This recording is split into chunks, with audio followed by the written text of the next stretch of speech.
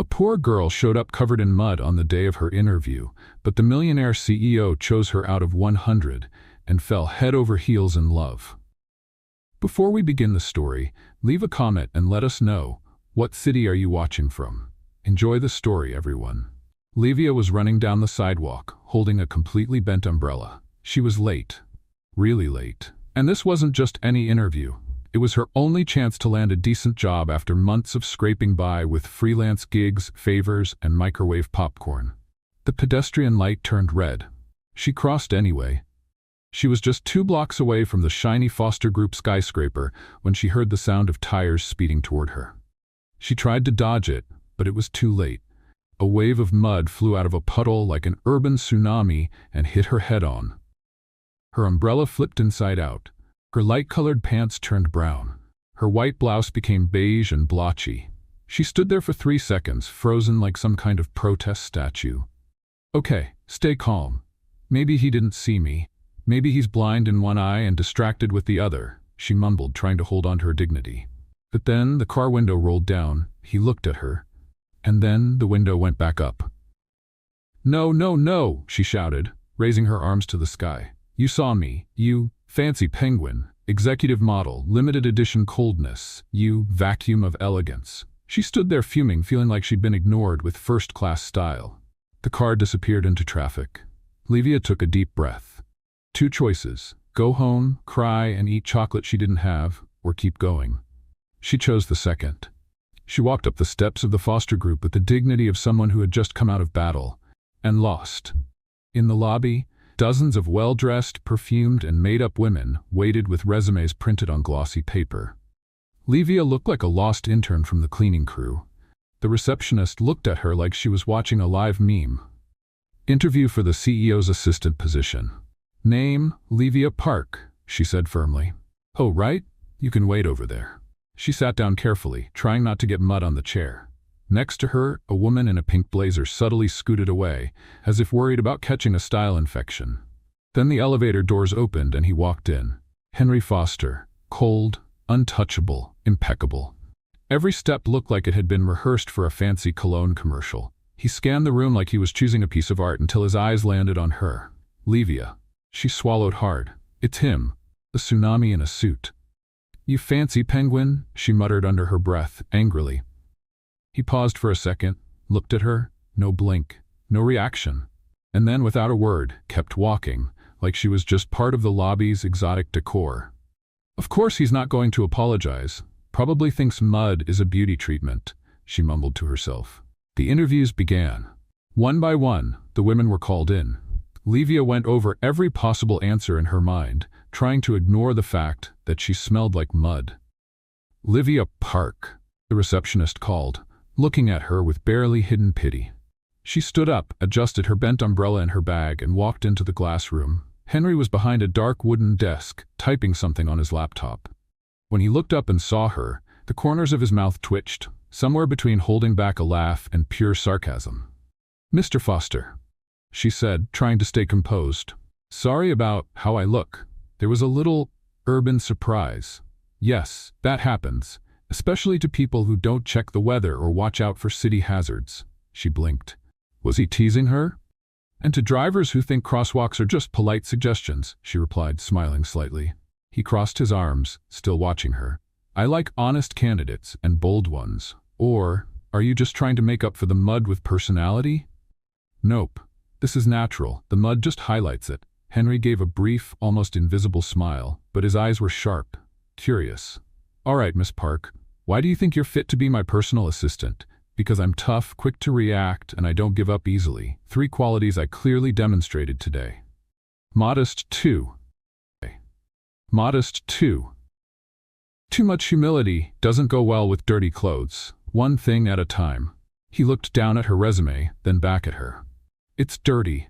I was trying to match the overall theme, and then he laughed. A short laugh, a real one. Well, Miss Park, this interview is definitely different. Good.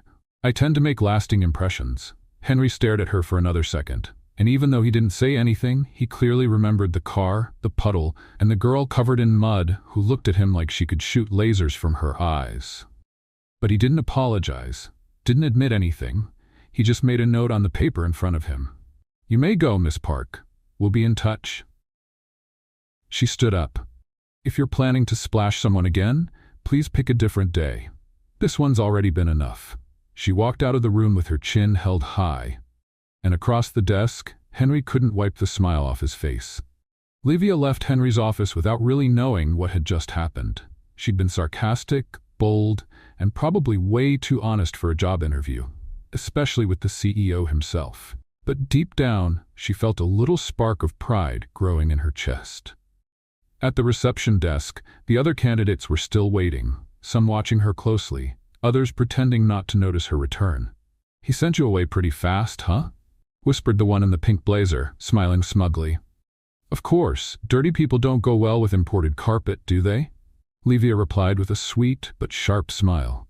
The woman frowned slightly and turned her head. Sitting down again, Livia tried to dry her blouse with a tissue. Everything about her screamed unprepared. The wet clothes, messy hair, stained resume. And yet, she felt like something had shifted inside her. Maybe it was just adrenaline, or maybe it was the look Henry gave her before she walked out. Upstairs, Henry was slowly spinning a pen between his fingers. In front of him were all the resumes, all clean, laminated, neatly stacked. And right in the middle of them, a damp, wrinkled one with a torn corner, Livia Park. "Well, that was different," he murmured, leaning back in his chair. The head of HR, Claire, walked into the room in her sharp-shouldered blue blazer, clipboard in hand as always. "Do you need me to narrow down the final resumes?" she asked, all business. "Not yet. I want to review a few of them myself." She raised an eyebrow, surprised. "All 100? By yourself?" "Just the ones that stood out." "Okay," she hesitated. "And the last one? The muddy girl?" Henry slowly flipped through his notepad. "Which one?" "The one who looked like she just came back from military training in a swamp." He gave a half smile. "Oh, that one. Are you actually considering her?" "I usually hire based on two things, ability and courage. She seems to have both in abundance." Claire paused dramatically but realized she wouldn't get any more answers. She simply nodded and left. Hours later, the final group of candidates walked out of the building. Livia was among them. No one knew the outcome, but one thing was clear. All of them, except one, had left quietly, standing tall, perfume untouched. Livia walked out laughing to herself, holding her bent umbrella like it was a trophy. The next morning, she was woken up by her phone buzzing. Still half asleep, she picked it up and answered in a raspy voice. "Hello? Miss Park? This is Foster Group. We're calling to inform you that you've been selected for the position of CEO's personal assistant. Congratulations." Silence. "Miss Park?" "Oh yes, of course I was chosen?" "Yes, we'll need you here tomorrow at 8 a.m. Please bring your documents, and I was chosen?" she repeated, now shouting. "Yes, miss, is everything all right?" "Everything's wonderful. I'm great. I mean, sort of, but thank you. See you tomorrow, bye." She hung up and just stared at the screen, speechless. This has to be a prank. Back at Henry's office, Claire couldn't hide her curiosity. "You actually hired her?" "Yes. Why? Because none of the other 100 candidates made me laugh. Not once." Claire narrowed her eyes. "Henry, this is a company, not a comedy club." "Exactly, and someone who can get through public embarrassment and still keep together has more potential than someone with a perfectly typed resume. Or maybe you just like a challenge." "Maybe," he smiled. "Or maybe I'm just bored." The next morning, Livia was standing outside the Foster Group building before 7:30. She wore her best outfit, still just a simple blouse and a business skirt with a small rip pinned in place. Her hair was tied up in a bun that looked ready to fall apart at any moment. "Good morning," she said to the front desk guard with a big smile. He gave her a puzzled look, but let her in. She rode the elevator up, staring at her reflection in the mirror. "All right, Livia, time to prove you earned this. No falling, no tripping, no soaking anyone." The doors opened, and she was shown to the CEO's floor. A stern-looking woman named Melissa pointed to a makeshift desk near the main office. "This will be your spot for now, and don't touch anything, not even the coffee."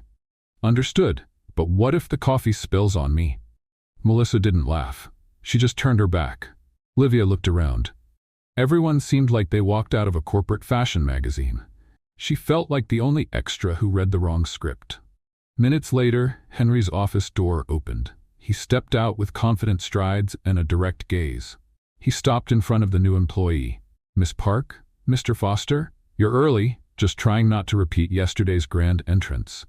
You're off to a good start, you're clean." She gave a wry smile. "For now." Henry turned, but just before stepping into his office, he said without looking back, "Keep up the pace." She blinked, surprised. "Sorry?" He had already closed the door. In the break room, two employees spoke quietly. "Did you see she got hired?" "The mud girl? Really?"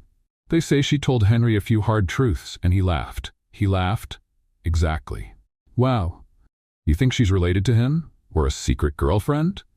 "I doubt it. That one, she looks like trouble, and Henry doesn't do well with trouble." "Right. I bet she won't last a week." Back at her desk, Livia opened her new notebook and scribbled on the first page. "Day 1, still not fired. I'll take it."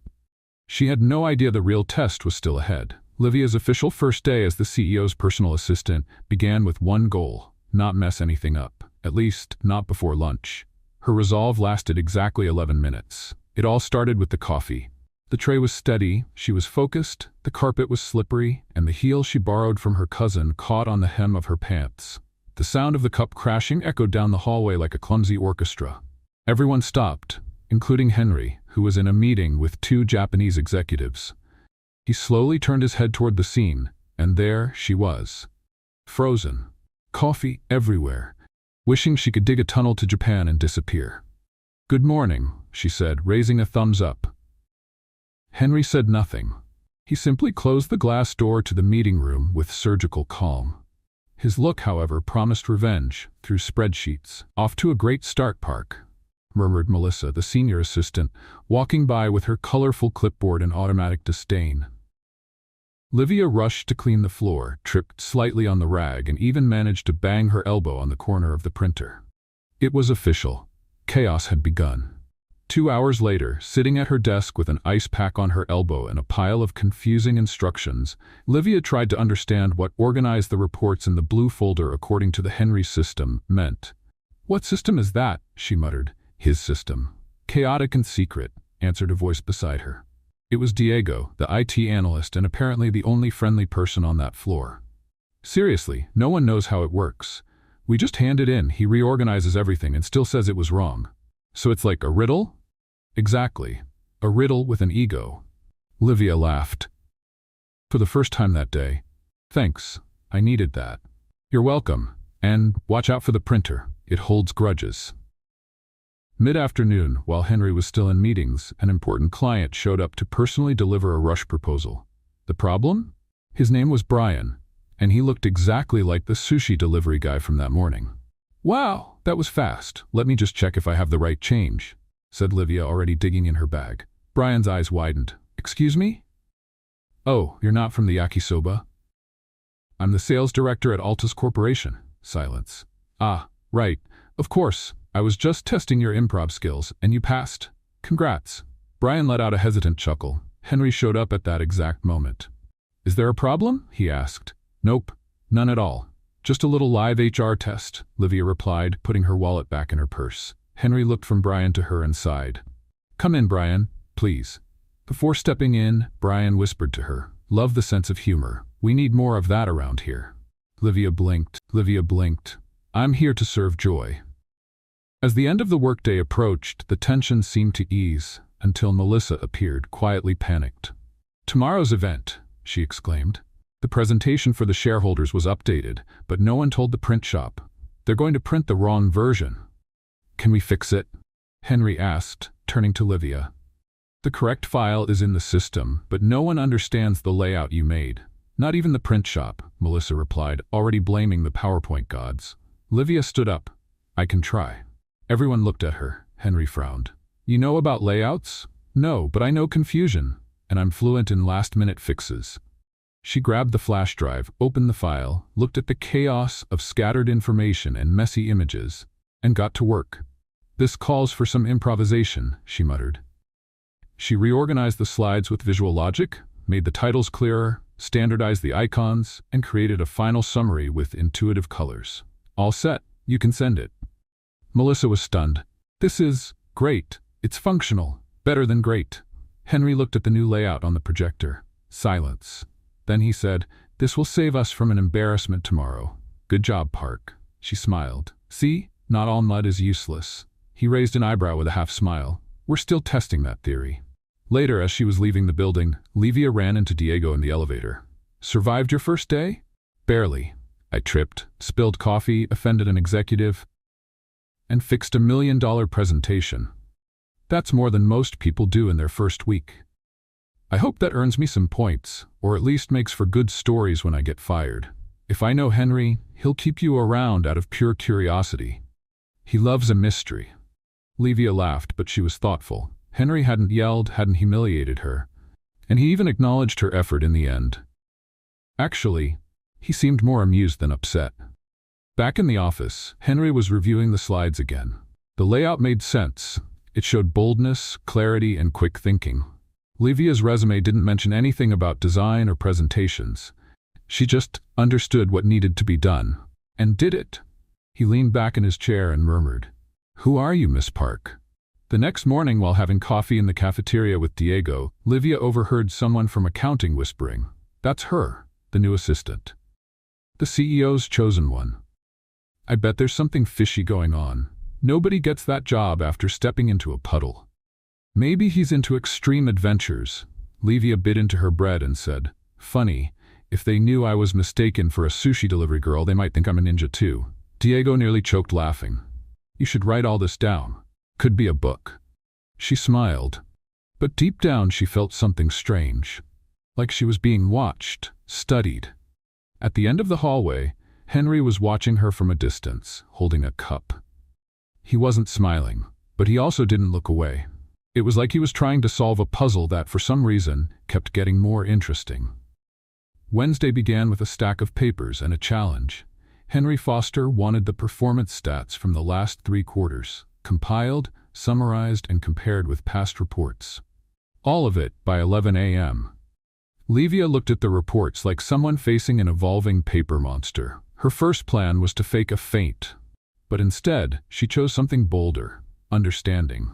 Amid graphs that looked like modern art and spreadsheets written in alien code, she dove into the task with all the courage that 2 coffees and 0 accounting experience could offer. "Diego?" she whispered when she saw the IT analyst walk by.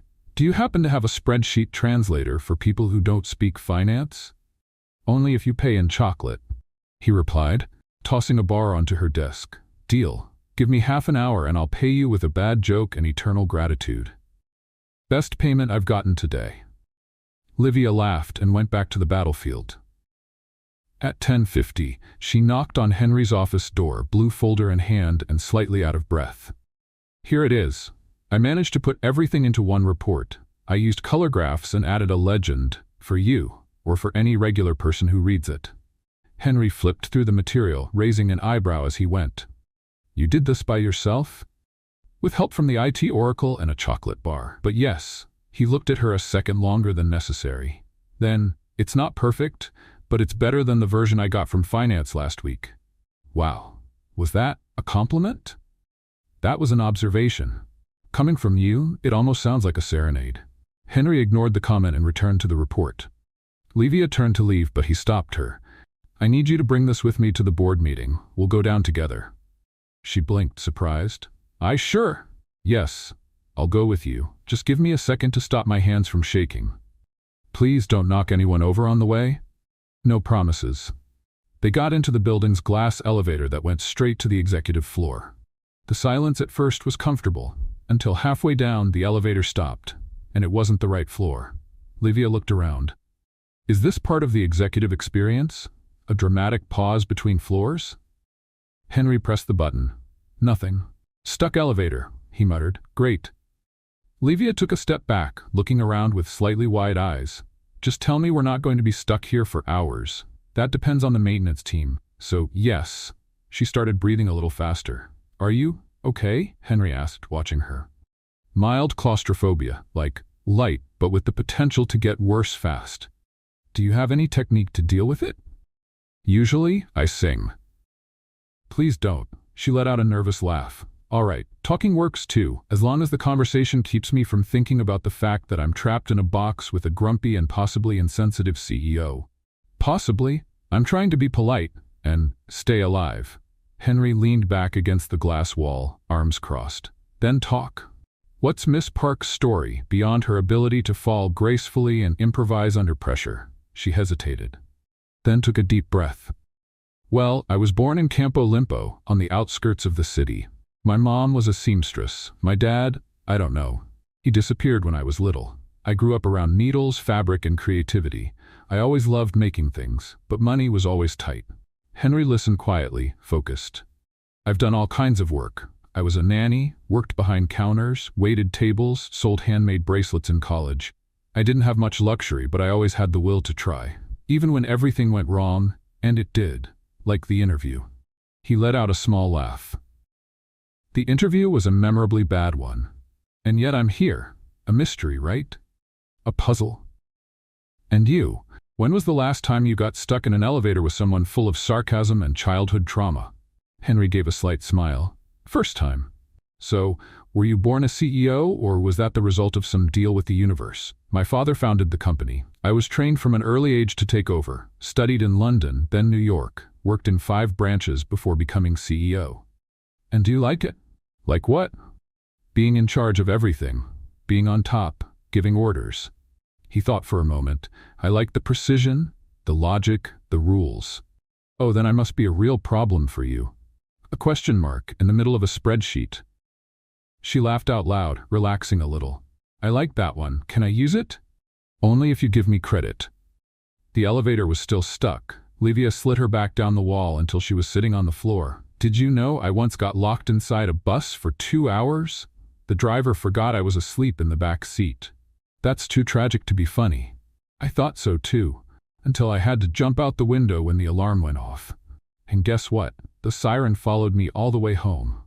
And you still volunteer to get in elevators with me?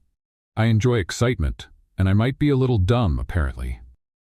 Henry sat down on the floor too, across from her. You're unlike anyone I've ever worked with. Is that a compliment or a warning? Haven't decided yet. She looked at him for a moment. His eyes didn't have their usual coldness. There was curiosity, interest. Something was there, hanging between them. Henry? Why did you hire me? He took his time. Because you didn't try to look perfect, and because even after being humiliated in public, you didn't back down. Livia smiled but looked away. I thought it was because I'm loud and budget-friendly. That too. The elevator radio crackled. The guard's voice came through. Mr. Foster? Miss Park? Maintenance is here. 5 more minutes. Thank you, Henry replied, standing up. Livia stayed seated for another second. You know, if I tell my mom about this, she's going to say I'm making up a soap opera again. Then tell her it's a documentary, more realistic. She laughed and held out her hand. He pulled her up firmly. For a brief moment, they stood closer than necessary. Their eyes met. No smile, no joke. But something happened there, something quiet. The elevator door opened with a ding. Henry let go of her hand. His cold demeanor returned. Let's go, we're late. Livia nodded, her breathing now steadier. They stepped out of the elevator and walked side by side. No touching, no talking, but there was a new silence, a silence full of unspoken words. Let's play a little game for those who only read the comments. Type pizza in the comments. Only those who got this far will understand. Now let's get back to the story. And for the first time, it didn't feel so bad. On Friday afternoon, the day dragged on between spreadsheets and meetings, when Henry suddenly appeared beside Livia's desk. He rarely walked through the departments, but there he was, as quietly impressive as ever. Miss Park, he said, just as she accidentally knocked the cap of her pen onto the floor. Oh, yes? She replied, bending down to pick it up with as much dignity as one can have while bumping their forehead on the desk. I have a business dinner tomorrow night. I need someone from the team to come along and handle some materials during the reception. Livia blinked. A business dinner? Exactly. It's a presentation for shareholders. I need someone efficient to take care of the behind-the-scenes details, preferably someone who won't spill the wine. She raised an eyebrow. So, you're inviting me to dinner? Henry crossed his arms. Yes, technically. But don't get too excited. Dress appropriately. We'll arrive at 7 o'clock. Livia looked at him for 2 seconds. Her brain heard dinner and dress and translated it all as, he asked me out. Of course, I accept. Totally, absolutely, 100% yes. Excellent. Dress professionally, he emphasized, already turning away. She nodded a bit too eagerly, trying to hide her excitement. As soon as he disappeared down the hall, Livia grabbed Diego by the arm and pulled him into the break room. Henry invited me to dinner. What? A dinner. Business dinner. But he invited me, like, he chose me. Livia, are you sure you understood him right? Clearly. Look at the sentence. I need someone efficient who won't spill wine. That's basically I want to share a glass with you without spilling feelings. Or just without spilling wine. Don't ruin this. Saturday afternoon, Livia was at a formal dress rental shop with 2 friends and 3 fashion mistakes in dress form. The blue one's too formal. You look like you're marrying a banker, Clara said. The red one's too much, Anna added. Like Christmas in Las Vegas. And the black one? Too funereal. Are you trying to impress the man or curse him? Okay, what about this one? They turned at the same time. Perfect, they shouted in unison.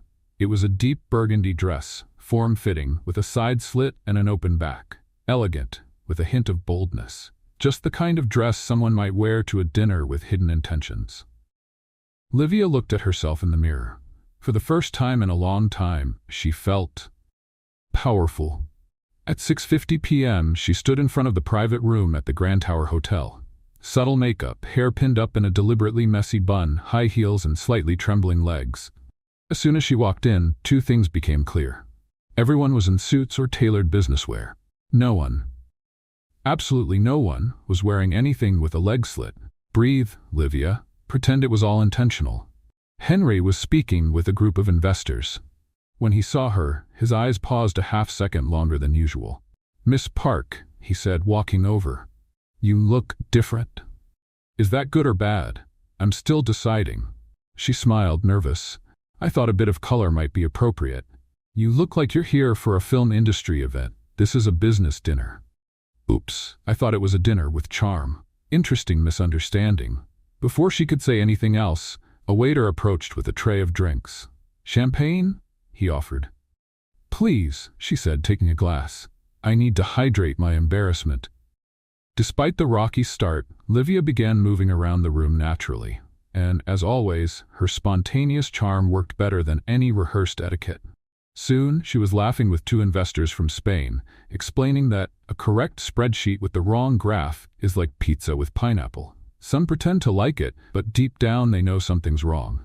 From a distance, Henry watched with a furrowed brow. She had no idea the impression she was making. Some of the guests seemed more interested in her than in the quarterly numbers. And strangely, that didn't bother him. He was just alert. Very alert. So, Mr. Foster, said Mr. Valencia with a smile, your new assistant has quite the wit. She's one of a kind, he replied, glass in hand.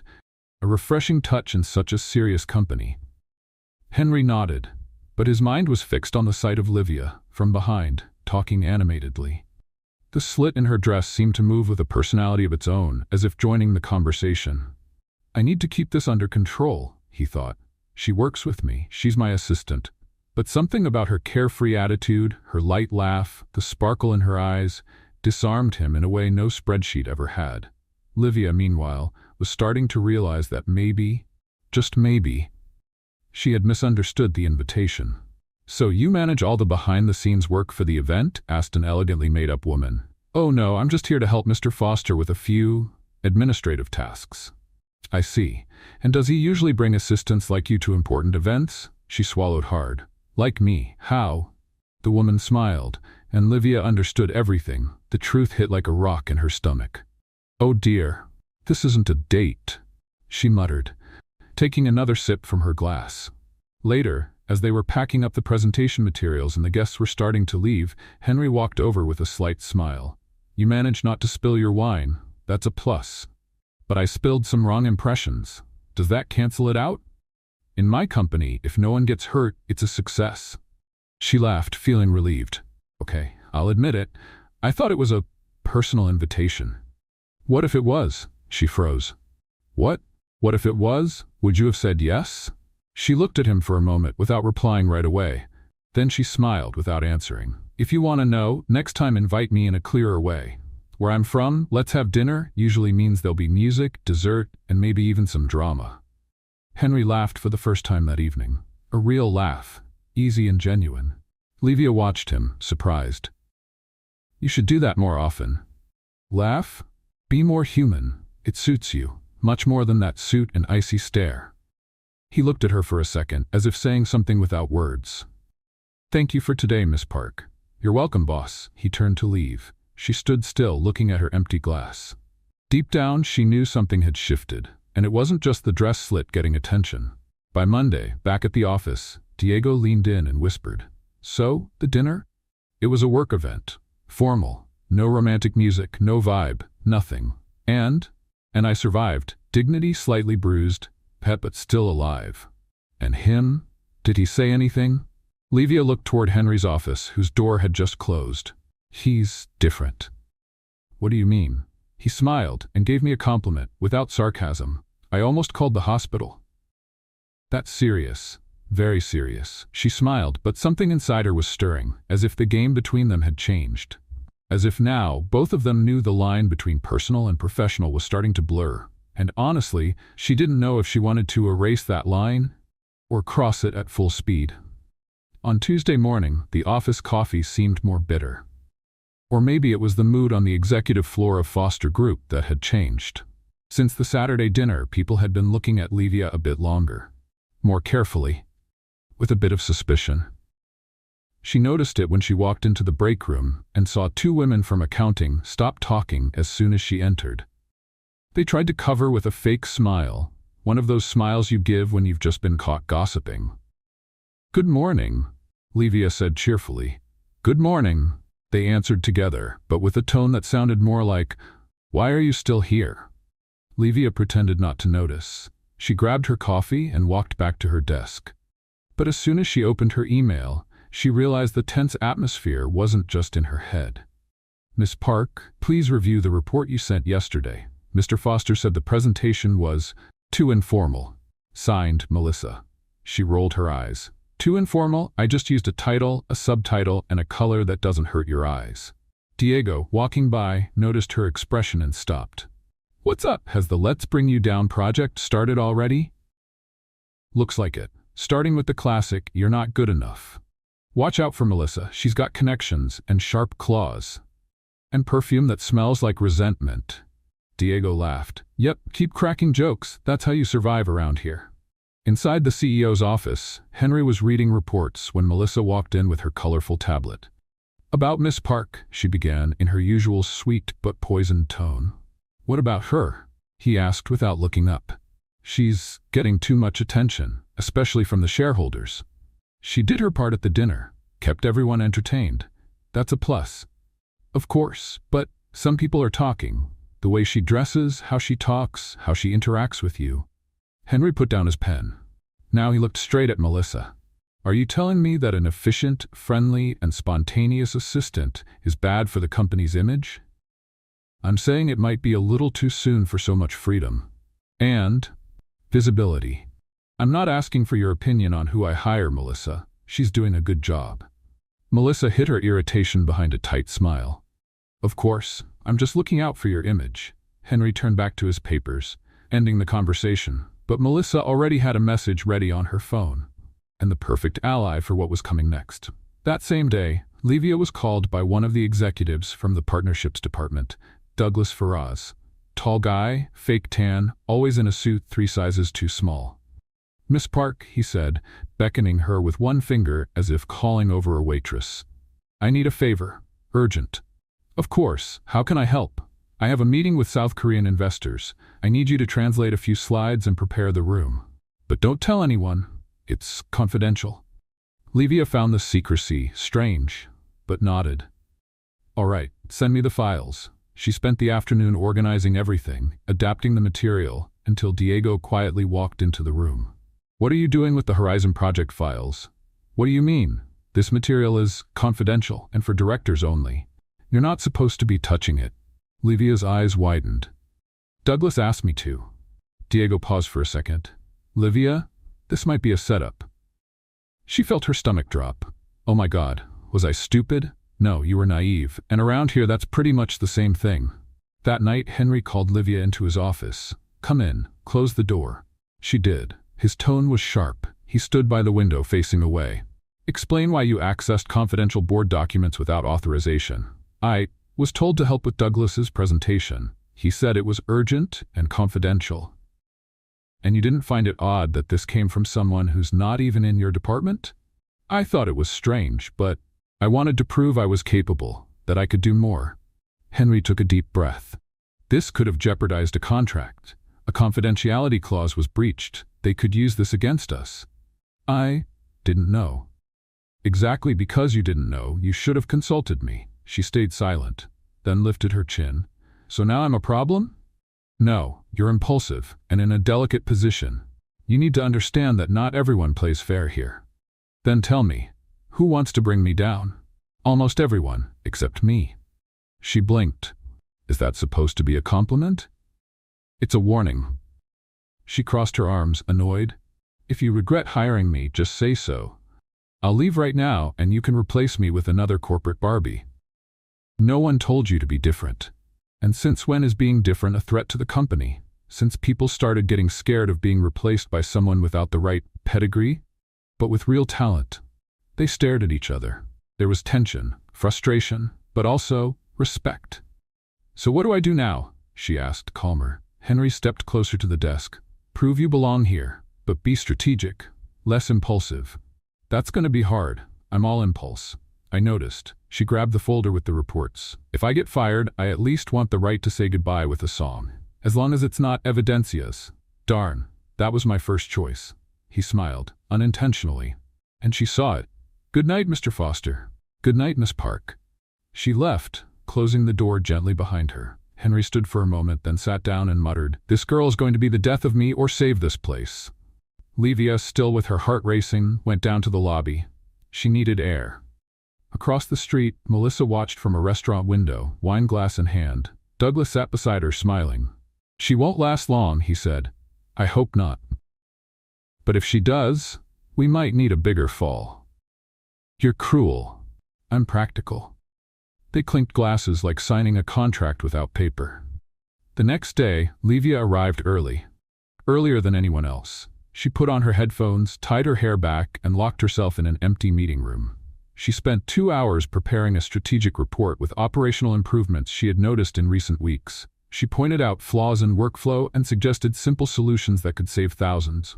By late morning, she printed everything and placed it on Henry's desk. No note, no warning. At the end of the day, he appeared beside her desk. I read your report. She looked up, tense. And? Impressive. Really? Unfortunately, yes. Was that? A compliment, but let's keep it between us. I don't want the company thinking I'm going soft. Too late. I saw you smile yesterday. Fake news. She laughed, and so did he. Just for a second. Then Henry turned and walked back to his office, and Livia stayed there, smiling to herself. Because despite the traps, the gossip, and the risks, she knew one thing. He was starting to believe in her, and maybe, just maybe, that was more dangerous than any sabotage plan. On Friday morning, the office was buzzing. The most anticipated fashion event of the season, the Foster and Trends Showcase, was happening that evening. And, to everyone's surprise, the one in charge of coordinating the internal logistics was none other than Livia Park. Me? She asked, holding the event schedule folder like it was a wasp's nest. You. Henry wants you to handle backstage management, staff coordination, and scheduling with the vendors, Claire from the events team explained. He said you have a certain talent for handling chaos. Me? Chaos? That's ridiculous, Livia replied, right as she dropped both her pen and water bottle at the same time. By early afternoon, she was already at the event venue, a large renovated warehouse in the Liberty District. Lights, cables, spotlights, models running in high heels, flying hangers. It was the usual fashion show mayhem. Clipboard in hand, Livia was doing her best to keep things under control. She was checking service orders, model entrances, music cues, and speech timings. Everything was going smoothly, until things started to fall apart. Livia, a stage assistant yelled. The DJ just got here and says the playlist is all mixed up. He received the wrong version. What? I sent the final one last night. And the catering just arrived, but they say they weren't scheduled until 2 hours from now. This is all wrong. She opened her emails. Everything she had sent was correct, but the attachments in the forwarded messages had old dates, wrong versions. Who forwarded this? She muttered, squinting at the screen. At the bottom line, forwarded by Melissa Rocha. In the dressing room, veteran model Bella Marquez peeked out at the chaos. Nearly 6 feet tall, with a raspy voice and the poise of a stylish general, Bella watched like a queen who'd seen her share of battles. "Girl, this place is upside down. Where's your team?" "I am the team," Livia replied, trying not to break down, "and apparently also tonight's scapegoat. And you're giving up?" "No, but if I scream, it might come out in Hebrew." Bella smiled. Something about Livia reminded her of her younger self, a charming mess. Brave in a reckless kind of way. "Then let's fix this. Come with me." With the help of Bella and a stylist named Jean, who wore a silk flamingo print scarf and shouted louder than all the assistants combined, Livia pulled together an impromptu task force. Jean changed the runway backdrop to black. The blue lighting clashes with the main brand's collection. "Darling, blue and red only work on flags. A runway needs elegance." "Bella, are the models for the second round ready?" "With me, they won't even step with the wrong foot. All set." "DJ, take this playlist. Forget the one they sent you. This is the final version." In less than an hour, the chaos had turned into a controlled flow, and all of it under Henry's watchful eye, standing to the side with his arms crossed, silently observing. Melissa, standing next to him, tried to act casual. "Looks like there were some minor issues," she commented. "Yeah, and it looks like someone's trying to make it look like they were her fault," Henry replied, never taking his eyes off Livia. Melissa didn't answer, but her fingers gripped her phone a little too tightly. At exactly 8 p.m., the lights went out. The music started softly, then built in intensity. The models walked out right on cue, the set sparkled, and the guests applauded.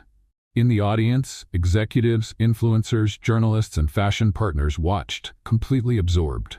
Backstage, Livia was swapping cue cards, keeping track of model entrances, and still managing a quick sip of water between segments. At the end, one of the company's directors stepped onto the stage. "I'd like to thank the entire team for tonight's flawless work, and give special thanks to Miss Livia Park for coordinating such a brilliant event." Livia, who had her head buried in a coat rack searching for a lost shoe, heard her name echo through the speakers. "Me? But I'm not even wearing lipstick." She was gently pushed onto the stage, where she received a bouquet and applause from the crowd. In the corner of the room, Henry clapped, quietly, but with a small, genuine smile. Melissa didn't clap. Later, back in the dressing room, Livia sat on the floor, holding her heels. "I survived," she said, out of breath. "You survived and you shined," Bella said, handing her a bottle of water. "That assistant upstairs, the sweet-voiced one with the snake eyes? She tried to sabotage you, you know." "I know, and that executive Douglas too. But you handled it, and more than that, you won the room." Jean showed up with a sparkly bag. "Got a gift from the team, a pair of sneakers, because your souls are begging for mercy." Livia smiled. For the first time, she felt like she truly belonged. Not to the elite, not to the company, but to the idea that she was capable. Even without pedigree, without the right outfit, even while constantly underestimated, she delivered results. Outside, Henry was waiting by the car. "I thought you'd left," she said, surprised. "I stayed in case you needed a ride. You don't seem like the kind who cares about an assistant's comfort. And you don't seem like the kind who respects limits." "Thank you, I think." They were silent for a few seconds. "You knew they were trying to bring me down today, didn't you?" "I had a feeling, but I wanted to see how you'd react." "Oh, so it was a test?" "No, it was a chance to show you're more than just sarcasm and quick thinking." "And? Did I pass?" Henry opened the car door. "Get in. Does that answer your question?" She got in, still wearing the new sneakers she had just received. "I just hope this ride doesn't end in another mud puddle. If it does, I promise I'll get out and apologize this time." She laughed. "That's progress, boss." "Baby steps, Miss Park." As the car moved through the quiet city streets, they sat in silence. But it was a comfortable silence, as if no words were needed to say, "Something's different. Something's growing." And for the first time, Livia wasn't afraid of it. The week after the event, Livia was already back to her routine at the office, but something in her eyes had changed. A mix of exhaustion and that kind of sparkle that only shows up when someone starts to believe, even secretly, that they're finally on the right path. The problem was the cost. Since the night of the event, she had barely slept. She'd spent the last few days finishing reports, organizing spreadsheets, dealing with side glances and subtle attacks from Melissa. Henry asked for more every day, and she, unable to say no, delivered everything with a tired smile. On Wednesday at 2:37 p.m. she was typing an email for the third time because she just couldn't remember the right words. The world around her started to spin slowly, like a silent carousel. The letters danced on the screen. She blinked, hard. Then she blinked again. The next thing she felt was the cold floor. "Someone get Henry," Diego shouted, already kneeling next to her. She fainted. "Somebody get water, sugar, a doctor, a helicopter if you can."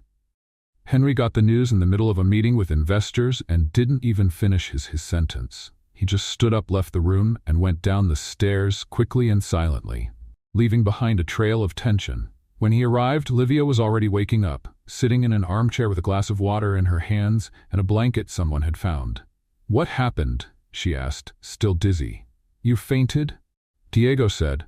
"Right in the middle of your sentence. Literally." Henry came closer. He didn't say anything, just watched. I'm okay. It was just low blood pressure, I think," she said, trying to get up. "No," he answered, his tone leaving no room for debate. "You're not okay and you're leaving now." "But That's enough, Park. Let's go." She tried to argue, but when Henry took her arm to help her up, she gave in. Maybe because of his strength, maybe because of the warmth in his touch. Or maybe just because, at that moment, she didn't want to fight anything, not even her own body. The car moved quietly through the city streets. Livia rested her head against the window, watching the lights blur by. "You didn't have to bring me," she mumbled, eyes half closed. "Yes, I did." "Why?" "Because you don't know how to stop, and apparently no one in there knows how to notice when you're about to collapse. I'm fine now, it was just low blood pressure." "No, it was too much of everything. Too much giving, too much effort, too much trying to prove something all the time." She looked at him sideways. "And since when do you care about that?" "Since the day you got splashed with mud and walked into an interview smiling like it was the best thing that ever happened." Livia looked away. A strange warmth crept up her neck. But she said nothing. Henry's place was at the top of a building in one of the city's most upscale neighborhoods. The elevator opened right into the living room. Marble floors, huge windows, a cold and flawless decor, with every item perfectly in place. Too quiet. "You can rest here. No one's going to bother you," he said, opening the door to a room with a view of the park. "Wow, this is the guest room? It's the room no one uses. Today it's yours." "Okay, but I don't have clothes, no toothbrush, not even my cow print pajamas." He gave a slight smile. "There are t-shirts in the closet, CEO pajamas. They'll do." She laughed. "Promise you won't sue me if I use one of your shirts as a dress?" "I promise, as long as you don't use it as a cleaning rag afterward." She walked into the room and closed the door. Took a deep breath, lay on the bed and slept. A heavy, deep, dreamless sleep. Hours later she woke up. It was dark. The clock said 10 p.m. She stepped out of the bedroom slowly. She was wearing a navy blue t-shirt that reached mid-thigh. Strangely, she felt comfortable. She found Henry in the kitchen, quietly making something. He wore a gray shirt with the sleeves rolled up and looked more relaxed than she'd ever seen him. "You can cook?" she asked, leaning against the doorframe. "Just enough to not starve during long trips." "Impressive. Omelette?" "I'll take it," with my dignity restored. They sat at the counter, each with a simple plate in front of them. "This is delicious, honestly. Thanks. I trained with the most demanding French chef of all." "Really?" "YouTube." She laughed out loud. "Okay, now I believe it. Henry Foster is human." "I always was. You're the one who put that armor on me." "No, you showed up wearing it. I just tried to find the buckle." Henry watched her for a few seconds. Her face was calmer now, her hair loose, her skin still pale but glowing. "Why didn't you tell me you lost your mom so young?" he asked in a softer tone. Livia took a deep breath. "Because everyone loses someone, and I didn't want it to be an excuse. I grew up with my mom as my whole world. When she was gone, I promised I'd be strong, that I'd do something good." For me and for her. And you're doing it. She smiled, but her eyes welled up for a moment. Some days I wake up thinking I am, others, not so much. I understand. Have you lost someone? My brother, younger, car accident. I was 19, he was 16. The silence that followed wasn't heavy, it was respectful. Almost like a shared moment. Is that when you turned into this efficient robot? She asked with a sad smile. That's when I learned that losing control hurts and that the pain doesn't go away, it just changes shape. Livia nodded. Their eyes met, this time without walls. You're less intimidating when you talk like this. And you're more dangerous when you're not yelling. Yelling is my survival language. They laughed. And then, in the middle of the quiet that followed, it happened. Henry slowly reached out and touched her hand on the counter. Just that. But it was like a spark. A soft touch. Almost nothing. Almost. Livia didn't pull away.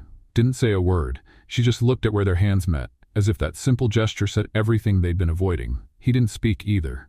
But his gaze had changed. It was more open, more real. You should sleep more, he said gently without moving his hand. You too. Sleep more. And smile. It helps. Can you stop giving me orders for 5 minutes? Not even in my dreams. The touch lingered for a few more seconds. Then he pulled his hand back, stood up, grabbed the plates and started washing them. Like nothing had happened. But something had. And they both knew it. The next morning, Livia woke up with sunlight streaming through the windows. The t-shirt still carried his scent. The room was too tidy, but the pillow had the exact shape of a full night's rest. She got dressed, tied her hair up, and found Henry in the living room. Good morning, she said. Did you sleep well? Better than I have in months. Good. Diego dropped off your documents here. I already sent a car to take you to work. You're not coming? I have a meeting with shareholders. Need to review a few contracts first. She nodded and grabbed her bag, stopped at the door. Thank you for yesterday, for the room, for the omelet, for everything. You're welcome. But next time you decide to faint, try to pick a less inconvenient time. She smiled. Got it, I'll put it in my schedule. Faint with elegance. And before she left, she added, oh, and thanks for the touch too. Literally. He didn't answer, but his eyes said everything. In the car, on her way to work, Livia leaned her forehead against the window and smiled to herself. It was just a touch, but it changed everything. Everything started with a notification on Diego's phone. Livia, he called, eyes wide, holding his phone. You need to see this. She walked over to his desk, still holding her coffee. If it's a cat meme, I swear. It's not a meme, it's you. Me? He hit play. The video was less than 30 seconds long. It showed a young woman running with an umbrella just before getting hit by a wave of mud. The image was clear, her face visible. Her reaction, shocked yet determined, was the highlight. The title? Girl gets hit by mud before a job interview and still walks in with style. An icon. She froze. Who recorded this? The flower shop security camera on the corner. Someone grabbed the footage, added dramatic music, and it went viral. It's been shared over 300,000 times. Oh my God. By early afternoon, the video was all over news sites, humor pages, motivational accounts, and even podcasts she'd never heard of. Watch this woman's incredible example of resilience, grace, even in the mud. Capitalism has never seen such dignity in the face of tragedy. Some praised her, others made jokes, but everyone saw her, and Livia hated every second of it. You're getting famous, Diego said, trying to sound light. I'm exposed. People are asking if the dress I wore to dinner with Henry was rented. Was it? Of course it was, and the heels too, and the lipstick was expired. Take it easy, breathe. No, I didn't ask for this, I just wanted to work. Quietly, like everyone else. You were never like everyone else. That's the problem. She grabbed her phone. Messages, notifications, comments, a mess. She walked to the break room to get some air, but stopped when she heard 2 familiar voices. So now she's going to be an influencer? Next, she'll launch a line of mud-proof umbrellas.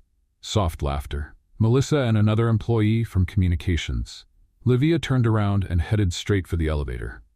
She had to get out. See the sky, or at least see something that wasn't a stream of memes. Let's play a little game for those who only read the comments. Type Coca-Cola down below. Only the ones who made it this far will understand. Now let's get back to the story. Meanwhile, in the CEO's office, Henry was reading a report when Claire rushed in. "We need to talk." "About?" "Livia's video. It's everywhere." "I know. Henry, the legal team wants to know if we'll take action against the people posting it." "No." "What do you mean?" "I already asked them to try to take down most versions, but at this point, it's like trying to put out a fire with an eyedropper." Claire looked at him closely. "You're really worried. Someone filmed a private moment of an employee and turned it into entertainment. That's a violation."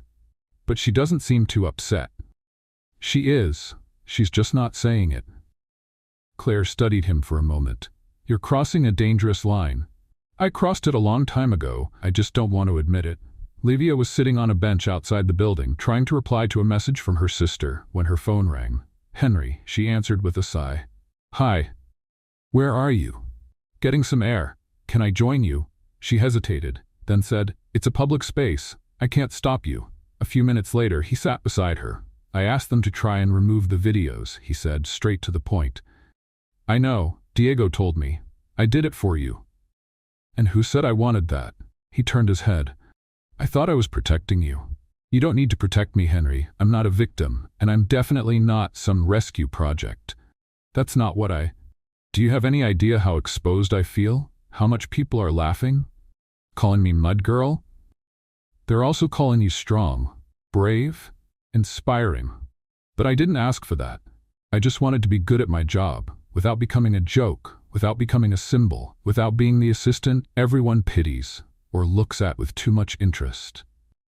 Henry pressed his lips together, as if he wanted to say something but couldn't find the words. "You want to know why this bothers me so much? Because now everyone will think I'm here because I went viral. Not because I'm good. Not because I work my heart out to prove my worth, but because you protected me. That's not true. You're one of the most capable people I've ever worked with. But no one knows that. All they see is the mud, and the way you look at me when you think no one's watching." Silence. The sun lit up her face, making her even more striking. He looked at her like each of her words was hitting a place inside him he'd buried long ago. "I don't know what to do," he admitted. "Then don't do anything. Let me handle this my way."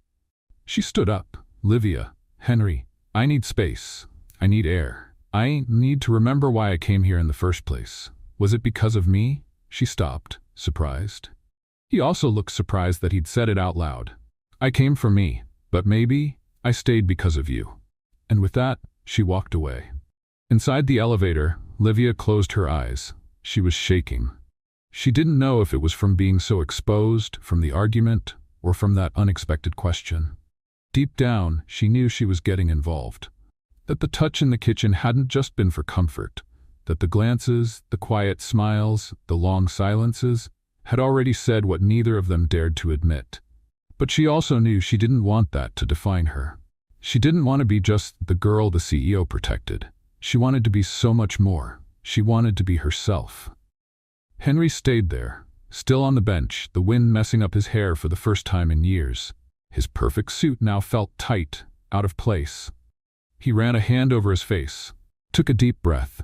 He had crossed a line, and now he had to decide if he was ready to follow through. The next day, Livia didn't show up at the office. Diego sent her a message, and she replied with just a heart emoji and a simple, "I need some time." Melissa walked around with a quiet smile, like someone who feels the air lighter without the presence of someone who always bothered her. Henry, meanwhile, spent the entire day stuck in meetings, but he didn't really pay attention to any of them. His eyes read the charts, but his mind kept going back to one image, Livia's face that afternoon. The frustration, the strength, the courage. That night, he went up to the penthouse, and for the first time, the silence bothered him. He picked up his phone, opened the gallery. There was only one picture of Livia, out of focus, taken by accident at the fashion event, when she was laughing with a glass of water in her hand and borrowed sneakers on her feet. He looked at that photo for a long time. Then, he whispered, "I'm lost, Park." 3 days went by. On the 4th day, a letter arrived at Henry's office, handwritten, on simple paper. "Henry, I didn't leave because I gave up.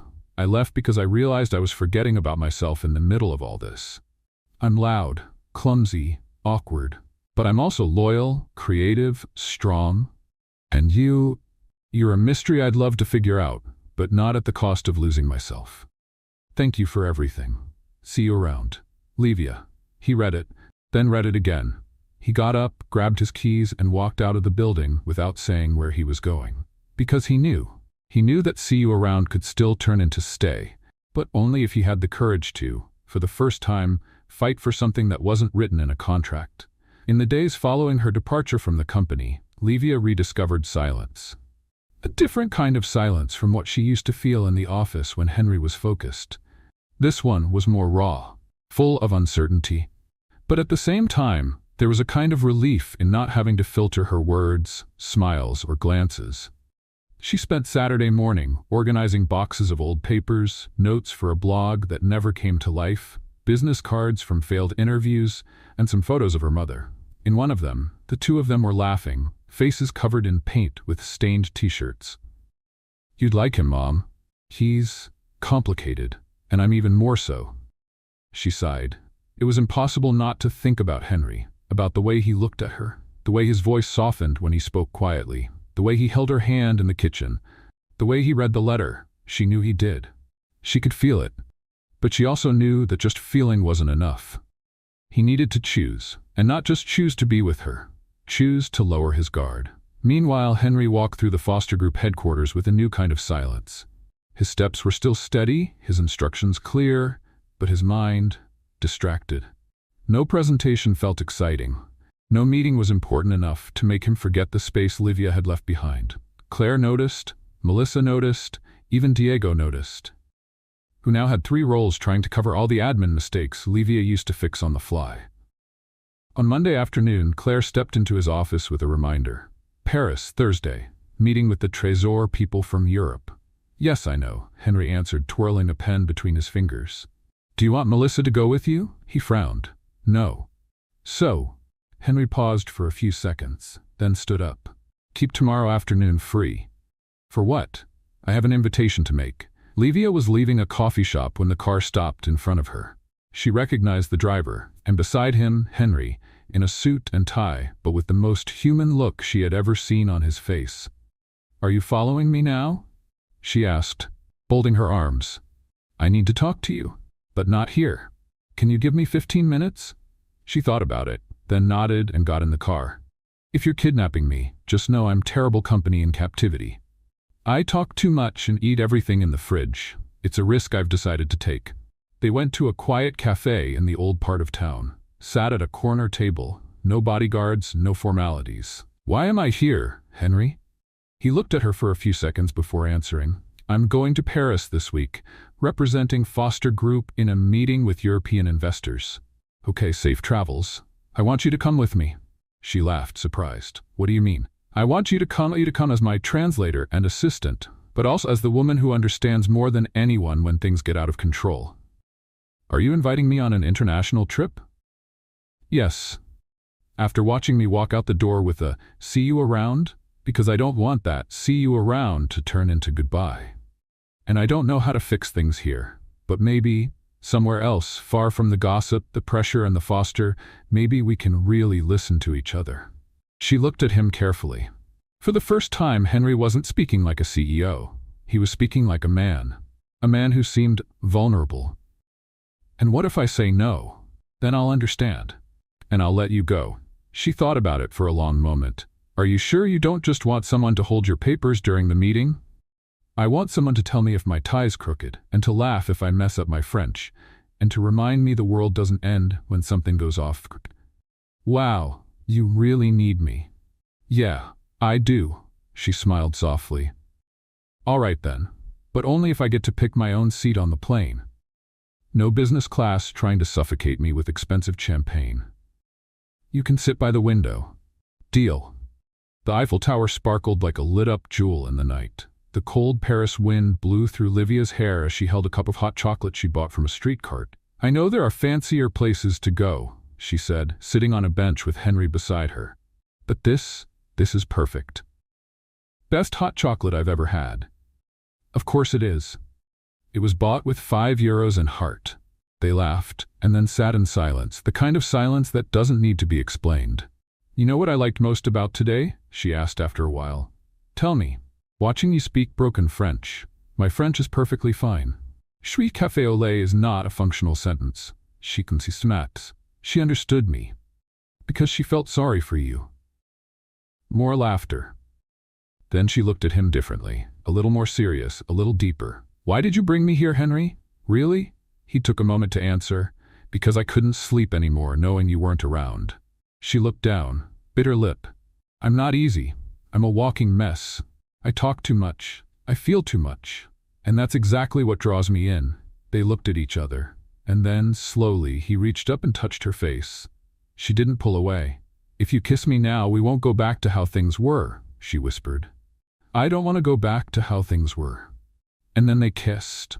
Soft but full of everything they'd held back for so many chapters. A meeting of breaths, silent promises, long-held wishes. As if the world stopped right there. As if the Eiffel Tower had been built just to light up that moment. But then, his phone rang. Henry ignored it. It rang again, and a third time. Claire's name on the screen. He answered, clearly annoyed. Yeah. Livia pulled back slightly, still with her eyes closed, holding on to the feeling of the interrupted kiss. What? He said. She opened her eyes when she noticed the tone in his voice. Are you sure? But how? No, don't tell anyone yet. I'm coming back. He hung up, his face tense again. What happened? She asked. A complaint. They're saying you were hired because of personal ties. One of the shareholders is calling for a formal investigation.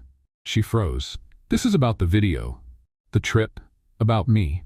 This is about fear. Fear of someone like you being where you are. And what are you going to do? Fight. For me, for you, for us. She swallowed hard. And if it doesn't work, then we find another path, together. He held out his hand. Do you trust me? She took it. For the first time, I do. Back at the hotel, they spent hours talking about everything. The future, whether or not to go back, how to handle the growing corporate Cold War. But something had changed. They weren't running anymore. Not from themselves, not from each other. They were together. And that changed everything. It felt strange to return to Foster Group after Paris. The world outside still felt enchanted, full of light dancing on the Seine, hot chocolate in paper cups, and whispered confessions in uncertain accents. But inside the mirrored glass building, reality was cold, formal, heavy. As soon as Henry and Livia walked through reception, the whispers started. Hidden smiles, sideways glances, conversations cut off mid-sentence. They took the same elevator, but in silence. This time, there was no power outage. What froze them now were the consequences. You sure you want to come up with me? He asked, eyes on the numbers climbing the panel. I'm sure I don't want to pretend anymore. He nodded, and in that small gesture as much was said as in any long speech. In the executive meeting room, the atmosphere was tense. 3 board members, Claire, 2 lawyers, and Melissa sitting in the back with her legs crossed, watching with the look of someone waiting for the exact moment to flash a poisonous smile. Mr. Foster, one of the board members began, we received a formal complaint claiming Miss Park was hired based on a personal relationship, not on professional qualifications. That's not true, Henry replied calmly. She was hired after a standard interview, clearly the most capable among the candidates. Even after the initial incident? Especially because of it. She showed resilience, quick thinking, and character. A quiet murmur rippled through the room. Henry, said another board member, our main concern here is how the company's image is being affected. Employees are talking, partners are asking questions, shareholders are putting on pressure, and the viral video only made things worse. I understand, but her competence speaks for itself. And what about your personal relationship? Silence. Livia, who had been sitting quietly in the corner, stood up. May I speak? The board nodded. She walked to the center of the room, standing tall. I'm not here because of a relationship. And if anyone here thinks I was given special treatment, sorry. She looked directly at Melissa, but I've worked harder, fought harder, and delivered more than many people with fancy last names and tailored blazers. Melissa looked away. I never asked for special privileges. And if the presence of a woman with a strong voice and ideas that don't follow the usual mold makes people uncomfortable, maybe the problem isn't the video, it's the mirror it's holding up to you. The silence in the room grew heavier. Henry looked at her as if he wanted to applaud, but he knew she didn't want applause, she wanted respect. The board president cleared his throat. Until the investigation is complete, we suggest Mr. Foster temporarily step down from his executive duties. This is ridiculous, Henry said. It's necessary for the integrity of the company. Henry leaned back in his chair and took a deep breath. A dangerous pause, then he nodded. Very well, I'll do it, but only until everything is clarified. Hours later, the news had already spread. Henry Foster was stepping down. For now.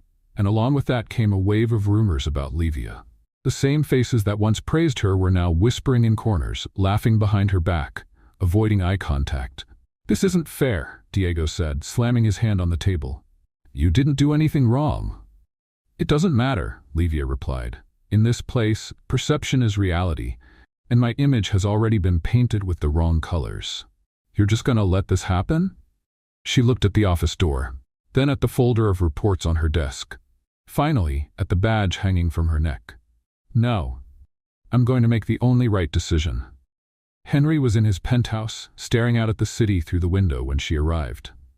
She wore simple clothes, her hair tied back, but her eyes, they were clear and firm. I came to say goodbye. He turned instantly.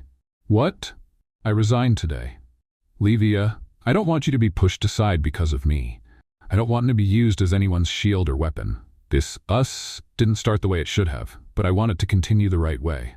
And walking away is the right way? It means stepping back before we get swallowed by a system that doesn't understand what we feel. I know what I feel, and I do too, but this isn't about feelings right now. It's about protecting you, the company, us. Henry stepped closer. His eyes were red. You're leaving me. She placed her hand on his face. I'm leaving the job, not you. And what if I want both? She gave a soft, sad smile. We all want everything, but sometimes we have to choose what saves us first. He held her hand. I don't know how to do this without you. You do. You just forgot for a while. They stood there, close, breathing the same air, heart to heart. And after this, he whispered, what happens to us? We'll see. Maybe we'll find each other again. Maybe we'll write a new story. No mud, no badges, just us. For real. He kissed her, a kiss full of longing even before the goodbye, a kiss of promise, a goodbye that held a quiet, don't go. When they pulled away, she looked into his eyes. You have to be the CEO now, strong, clear-headed. I'd rather just be Henry with you, maybe one day. But today, you have an empire to clean up, and I have a new path to find. She turned to leave. Before walking out the door, she looked back over her shoulder. Thank you for everything, for seeing me when no one else did. He stood there, still as if moving might break something inside him. And then she left. Alone. But with her head held high. That night, Henry didn't sleep. The next morning, he showed up at the company, even without authority to act. He sat in a room nearby, just watching. He saw incomplete reports, missed deadlines, decisions with no heart behind them. Livia was missed. Not just for her work, but for the soul she brought into the place. Meanwhile, she walked through the city, felt the wind on her face, stopped in a bookstore, scribbled ideas in an old notebook. She didn't know what was coming next. But for the first time, she felt at peace. 6 weeks passed. 6 weeks since Livia had turned in her badge and left Foster Group with a heart full of longing and conviction. 6 weeks since Henry had stepped down, only to return days later after the investigation ended and the board backed off without a single argument. The final report was clear, no wrongdoing found, no proven favoritism, just rumors and envy. Henry was back on top, more sober, more direct, more human. But still, not complete. In the first days after his return, everyone expected to see the ruthless CEO mode, but what they found was a quieter man who spent more time looking at empty chairs than leading meetings. Especially one chair in particular, the one next to his office. She's not coming back, Diego asked one day, walking in with coffee. No, Henry replied, eyes still on the window. Because she knows her worth, and now I need to prove that I know it too.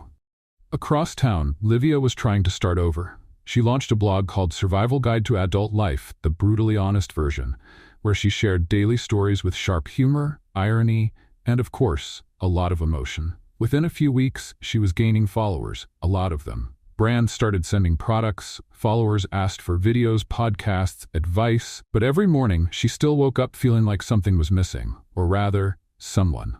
Maybe I just missed the company coffee, she joked one morning to her friend Anna. Or maybe I miss the man who made the worst omelet in the world feel like the best dinner of my life. Anna just smiled and handed her a white dress. Try this one on. You never know when someone might propose. Anna, you never know. One Friday afternoon, while finishing a new blog post, the intercom rang. Miss Park, a delivery for you. But I didn't order anything. When she went downstairs, she found a black envelope with golden letters. You always said you liked strange invitations. So here it is. It's not a dinner, it's not an interview, it's a new beginning. Tonight, 7 p.m. Address, a place she instantly recognized, the fashion event where a blinked, shivered, laughed, then shivered again. He wouldn't, he couldn't, no, but he did. At exactly 7 p.m., she arrived at the place. There were lights, candles, and soft background music, the same from the fashion show. At the center of the room, Henry was waiting, in a dark suit, but wearing white sneakers. Henry? You came. I couldn't not come. Well, since you're here, I hope you brought your sense of humor, because this is going to get weird. He pulled something from his pocket. A piece of paper. He read it. Marriage proposal Model A, too formal. Model B, way too dramatic. Model C, with rhymes, terrible.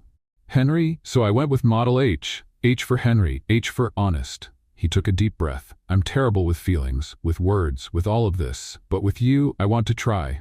Every day. Even when you talk too loud, even when I mess up recipes, jokes, and decisions. Livia was already crying. I want to fight for space under the blanket, argue about which show to watch, laugh with you at your own disasters, and protect you without making it seem like you need saving. He got down on one knee. Will you marry me, Livia Park? With or without an umbrella? She looked at him, laughed through tears. With an umbrella, but only if I can throw mud at the bouquet. He smiled. So, that's a yes? It's a yes, you clumsy CEO. He put on the ring, simple, delicate, with a small blue stone in the center, and they hugged as if the whole world fit in that moment. The wedding happened a month later, and it was anything but traditional. Instead of an altar, a runway. Instead of a wedding march, a romantic comedy soundtrack. Diego was the master of ceremonies. Bella, the veteran model, planned everything. Jean, the stylist, made the dress. And Melissa was invited. But no one could say whether she showed up or not. Everyone was too busy getting emotional. Do you promise to keep laughing at my bad jokes? Henry asked, holding Livia's hands. I do, even when it hurts. Do you promise to wake me up when I get too CEO and not enough human? Only if I can throw a pillow at you. Deal. They exchanged vows as the sun went down. Guests cried, laughed. Some did both at once. When it came time for the "You may kiss the bride," Henry smiled. May I? Only if you promise to do it every day. I promise, even when we're old and I forget where I left my tie. And I forget what time our favorite show is on. The kiss was more than a kiss. It was a seal of peace, reunion, and the future. At the reception, Livia danced with everyone, even with Henry, who tried to keep the rhythm but missed every step. You dance worse than you cook, she teased, but I kiss better than both. Okay, you win. They twirled, laughed, and in the background a song played. Life is full of surprises, but love is the best one of all. And it was true, because between flipped umbrellas, messy reports, awkward dinners, and interrupted kisses, they had found what really mattered. Each other. What did you think of Livia and Henry's story? Leave your thoughts in the comments. On a scale from 0 to 10, what score would you give this story? Don't forget to subscribe to the channel and turn on notifications to keep up with all our stories. And be sure to check